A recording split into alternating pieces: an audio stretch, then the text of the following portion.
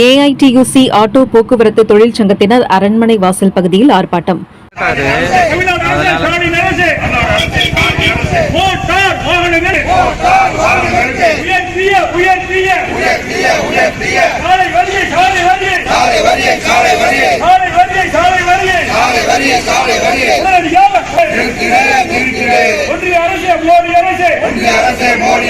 Mini பேருந்துகளை தனியாரிடம் ஒப்படைக்கும் முடிவை கைவிட்டு அரசை ஏற்று நடத்துவது உட்பட பல்வேறு கோரிக்கைகளை வலியுறுத்தி ஏஐடியுசி ஆட்டோ போக்குவரத்து தொழிற்சங்கத்தினர் இன்று காலை சுமார் 11:30 மணி வரை ஆர்ப்பாட்டத்தில் ஈடுபட்டனர்.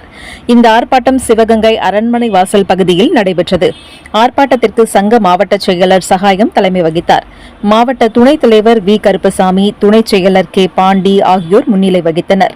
விவசாய சங்க மாநில தலைவர் முன்னாள் சட்டப்பேரவை உறுப்பினர் எஸ். குணசேகரன், இந்திய கம்யூனிஸ்ட் கட்சி நகர செயலர் ப. மருது, மாவட்ட துணைச் செயலர் பி. சரவணன், தொழிற்சங்க நகர பொருளாளர் ஜி. முருகன், மானாமதுரை ஒன்றிய பொருளாளர் பி. காளிமுத்து, காரைக்குடி நகர தலைவர் முத்தையா ராமு உள்ளிட்டோர் கலந்து கொண்டனர். அவர்களது கோரிக்கைகள்: மத்திய மாநில அரசுகள் புதிய மோட்டார் வாகன திருத்தச் சட்டத்தை திரும்பப் பெற வேண்டும். மினி பஸ் இயக்குவதை அரசே நடத்த வேண்டும். தனியாரிடம் கொடுக்க வேண்டும். ஆட்டோ செயலியை உடனே தொடங்க வேண்டும். ஆட்டோ மற்றும் மோட்டார் வாகனங்களுக்கு உயர்த்திய சாலை வரியை திரும்பப் பெற வேண்டும். ஆட்டோ தொழிலாளர்களுக்கு வீடு அல்லது வீடு கட்ட 4 லட்சம் ரூபாய் நிதி வழங்க வேண்டும். பெட்ரோல், டீசல், கேஸ் மானிய விலையில் வழங்க வேண்டும். நலவாரிய திட்டத்தின் மூலம் மருத்துவ வசதி, நிதி உதவி வழங்க வேண்டும். 60 வயது முடிந்த தொழிலாளர்களுக்கு 6000 ரூபாய் ஓய்வூதியம் வழங்க வேண்டும் என்பன உள்ளிட்ட பல்வேறு கோரிக்கைகளை வலியுறுத்தி இந்த ஆர்ப்பாட்டம் நடைபெற்றது.